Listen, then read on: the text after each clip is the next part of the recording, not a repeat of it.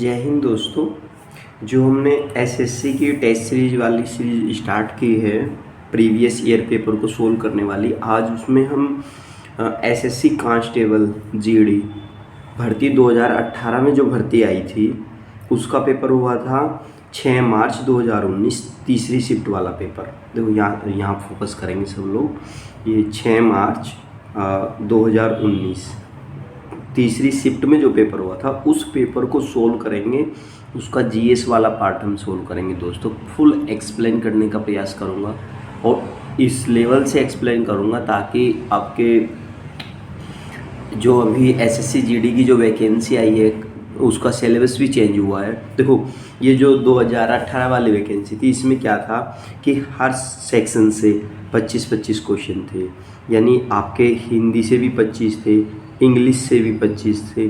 और इसमें से एसएससी जीडी में आपको इतना पता होगा कि हिंदी या इंग्लिश में से एक पार्ट करना होता है, दोनों नहीं करने होते।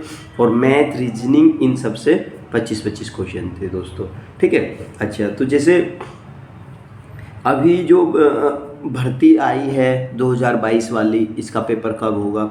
अच्छा, तो इसमें क्या है कि हर सेक्शन से 20-20 क्वेश्चन लिए गए हैं, यानी पहले पेपर आपका 100 नंबर का होता था, अब पेपर आपका 80 नंबर का होगा। ठीक है ना। तो ये चेंज हुआ है, थोड़ा सा ज़्यादा चेंज नहीं हुआ है। बाकी जीएस तो कहाँ से उठाएगा, बुक तो वही है, सिलेबस तो वही है, क्वेश्चनों की संख्या तो कम की है। तो इसलिए हम इसका जीएस वाला पार्ट जो हर किसी को हार्ड लगता है, मैथ रीजनिंग जो है दोस्तों सब लोग कर लेते हैं, प्रैक्टिस करके कर लेते हैं, लेकिन जीएस कितना पढ़ लो फिर भी लगता है यार कहाँ से आ जाएगा, डर ना लगे रहे। तो करंट अफेयर्स कहाँ से आएगा, किस प्रकार उसको टैकल करना है, उन सब चीज़ों को पढ़ते हुए हम आगे बढ़ेंगे। तो दोस्तों चलते हैं अपने जीएस वाले पोर्शन पर। इस सेट में जो क्वेश्चन नंबर 26 है, 26 से जीएस वाला पोर्शन स्टार्ट होता है। ठीक है। तो क्वेश्चन 26 क्या कहता है कि विशाल बांधों के निर्माण का विरोध किन कारणों से किया जाता है। जो बड़े बड़े बांध हैं उन बड़े बड़े बांधों का विरोध करने के लिए कौन से कारण है कि इन कारणों की वजह से इनका विरोध किया जाता है कि नहीं बनाने चाहिए। तो पहला है कि किसानों का बड़े पैमाने पर विस्थापन, दूसरा है पनबिजली उत्पादन में कोई मदद नहीं थी, वे कम लागत के नहीं थे, शारीरिक श्रम की कमी। देखो दोस्तों, जब आप कोई बड़ा बांध बनाओगे तो बड़ा बांध बनाते समय वहाँ किसानों को विस्थापित करना पड़ता है, यानी बहुत बड़े पैमाने पर किसान लोग जो है वहाँ से विस्थापित होंगे। जिस जगह पर बांध बनेगा वहाँ की जो एग्रीकल्चर व्यवस्था है वो जिसे सपोज करो इतने बीघे में कोई बांध बन रहा है तो उस जगह से वो जो किसान है उनको विस्थापित करना पड़ेगा। जब उनको विस्थापित करना पड़ेगा तो कितना इफेक्ट पड़ेगा हमारी इकोनॉमी के ऊपर। तो इस वजह से इनका विरोध किया जाता है। जो ये पनबिजली उत्पादन में कोई मदद नहीं है, पनबिजली उत्पादन में मदद से कोई मतलब नहीं है इनका। भाई बांध बनेगा तो बिजली उत्पादन के लिए तो बनता ही है ना।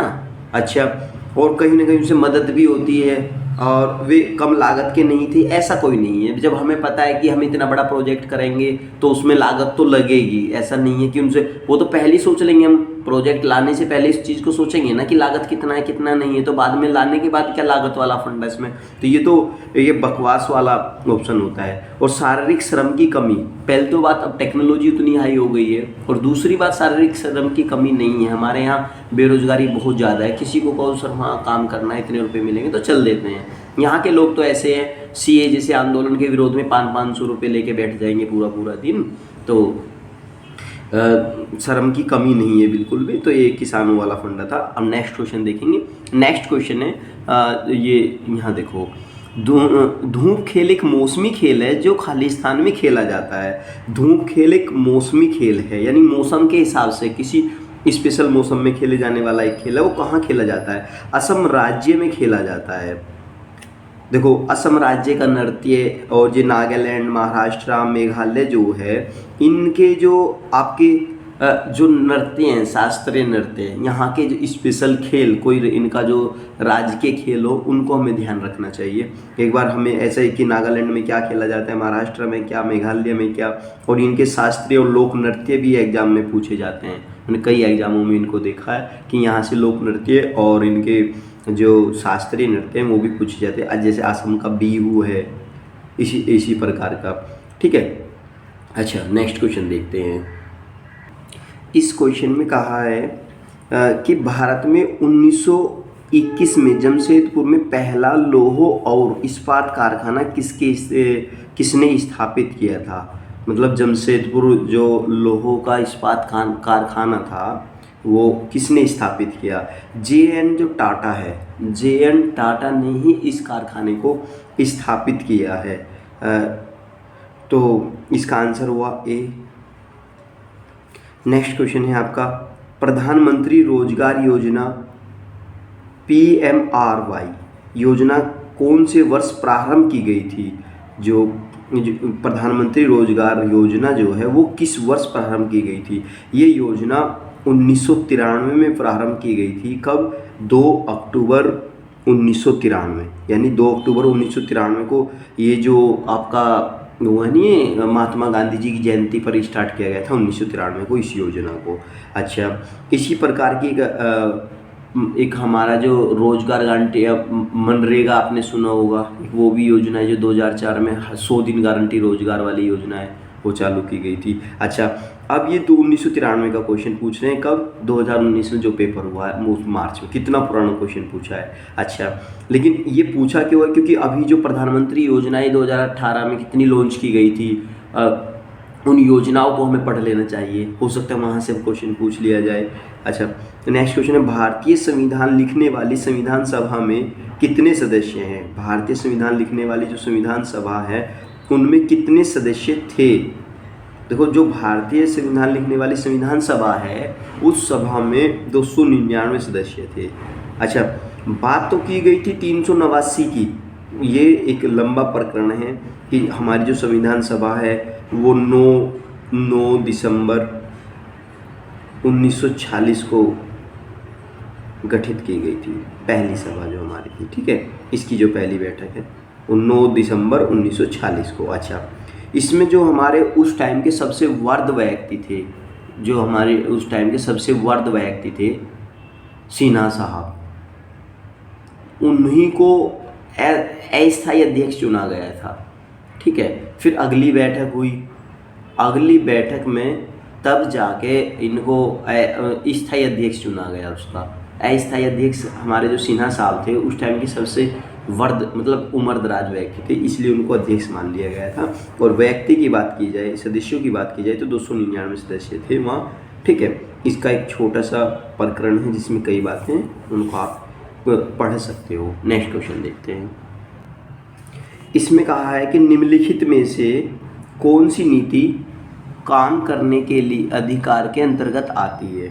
जो ये नीतियाँ लिखी हुई है, इन नीतियों में से ऐसी कौन सी नीति है जो काम करने के अधिकार के अंतर्गत आती है। जैसे आयुष्मान भारत योजना है, आप लोगों को पता होगा कि आयुष्मान भारत योजना 5 लाख रुपए तक का जो इलाज है, 5 लाख रुपए तक का इलाज फ्री दिया जाएगा जिन जिन के आयुष्मान भारत कार्ड बने हुए हैं, ठीक है। अभी से रिसेंटली प्रधानमंत्री जी ने लॉन्च किया था। और एक योजना है आपकी महात्मा गांधी राष्ट्रीय ग्रामीण रोजगार गारंटी अधिनियम। अच्छा, अभी एक बात हो, राष्ट्रीय ग्रामीण रोजगार और यहाँ काम का अधिकार, तो भाई इसी अधिनियम में होगा नहीं। तो एक बात देखो, तो इसका यदि हमें नहीं भी पता है तो भी आप लगा सकते हो। आयुष्मान भारत और प्रधानमंत्री उज्ज्वला योजना और सौभाग्य योजना, ये योजना महिलाओं से रिलेटेड है, ठीक है। और ये हमारा एक अधिनियम है, कौन सा? रोजगार। तो काम का अधिकार कहाँ होगा, इसमें होगा या नहीं होगा? तो इसका आंसर बी है। ये डायरेक्ट भी हो जाना चाहिए था, इसमें ज़्यादा बड़ी बात नहीं है, लेकिन आप लोगों को प्रधानमंत्री उज्ज्वला योजना देखना है। प्रधानमंत्री उज्ज्वला योजना और सौभाग्य योजना को बहुत अच्छे से पढ़ लेना है, क्योंकि रिसेंटली ये सब चीज़ें चर्चा में रही थी, ये तीनों योजनाएं। तो अब जो एग्ज़ाम होगा, अभी जो 2022 की वैकेंसी आई है SSC GD की, इसमें जो एग्ज़ाम होगा उसमें इन योजनाओं को महत्वता दी जा सकती है। क्योंकि अभी हमने क्वेश्चन पढ़े, 2 योजनाओं की इन्होंने बात कर ली है, ये काफ़ी पुरानी ली थी। तो आप 2014 के बाद से जो सरकार आई है, इन सरकार ने जिन योजनाओं को ध्यान में रखा है और जिन पे ज़्यादा फोकस करते हुए इन्होंने इसको आगे बढ़ाया है, तो आपको भी उनको थोड़ा सा पढ़ लेना चाहिए। प्रधानमंत्री उज्ज्वला योजना आपका जो 5 करोड़ महिलाओं को गैस सिलेंडर फ्री देने वाली योजना थी। अच्छा, सौभाग्य योजना जो आपकी किससे रिलेटेड है, इन सब चीज़ों को पढ़ना है। आयुष्मान योजना हमारा जो ट्रीटमेंट से रिलेटेड है। अच्छा, नेक्स्ट क्वेश्चन देखते हैं। नेक्स्ट क्वेश्चन है, सूर्य, नदियों और तालाब की पूजा से जुड़ा त्योहार कौन सा है? सूर्य, नदियों और तालाब, सूर्य की पूजा और नदियों की पूजा और तालाबों की पूजा किस त्योहार में की जाती है? दोस्तों, अभी ये त्योहार मनाया गया है छठ पूजा, जो कि अब बिहार, झारखंड और जो आपका पूर्वी उत्तर प्रदेश है, इन क्षेत्रों में मनाया जाता है। छठ पूजा का त्यौहार अभी दीपावली के बाद अभी 2-3 दिन पहले ही ख़त्म हुआ है, ठीक है। तो ये इसमें सूर्य भगवान जी की पूजा की जाती है, नदियों की पूजा की जाती है, यानी नदियों पर जाकर, या तालाबों की पूजा की जाती है, तालाबों पर जाकर भगवान सूर्य भगवान जी के दर्शन किए जाते हैं, उनकी पूजा की जाती है, ठीक है। तो ये छठ पूजा है। मकर संक्रांति, आपका मकर संक्रांति 14 जनवरी को मनाया जाता है। ये खिचड़ी वाला जो त्यौहार होता है। और 14 जनवरी से एक बात और याद आती है, 14 जनवरी को पानीपत की तीसरी लड़ाई लड़ी गई थी। और 14 जनवरी होने का दिल्ली के क्षेत्र में पानीपत के मैदान में ज़्यादा भयानक सर्दी होने की वजह से भी एक मराठों की हार का कारण बना था। जो ये मराठे मैदानी भागों में नहीं लड़ पाते थे, वो छापामार युद्ध प्रणाली में निपुण थे। अभी किसी एसएससी ने पूछा गया क्वेश्चन था वो कि छापामार युद्ध प्रणाली कौन अपनाते थे, तो मराठे थे। मराठे किसी चीज़ के पीछे छुपकर छल करके युद्ध लड़ते थे, तो मैं उन्हें मैदानी भागों का अभ्यास नहीं था। तो यानी पानीपत की युद्ध की लड़ाई के जो हारने के जो कारण थे ना मराठों के, उन कारणों में से एक कारण है। और फिर भयानक सर्दी की वजह से वो तो बेचारे गर्मियों में आए थे और सोच रहे थे कि भाई इतनी सर्दी नहीं होगी, अपनी लुंगी पहन के आए थे और पता लगा यहाँ सर्दी ज़्यादा, तो उस वजह से भी। अच्छा, एक तीज का त्यौहार होता है। तीज का त्यौहार तो सावन महीने में मनाया जाता है। और दीपावली आप सब लोग जानते हैं, दीपावली में भगवान गणेश जी और लक्ष्मी की पूजा की जाती है। ये दोनों, और दीपावली के बाद छठ पूजा आता है, जिसमें सूर्य, नदियों और तालाबों की। अच्छा, मैंने इन ऑप्शन को इस प्रकार से एक्सप्लेन करने का प्रयास किया है दोस्तों कि आप ये देख लेंगे कि यदि हमें नहीं भी पता है तो भी जैसे मकर संक्रांति का पता होगा, तीज का पता होगा और दीपावली का तो हर किसी को पता होगा, तो तब भी आप इसका आंसर कर सकते हो।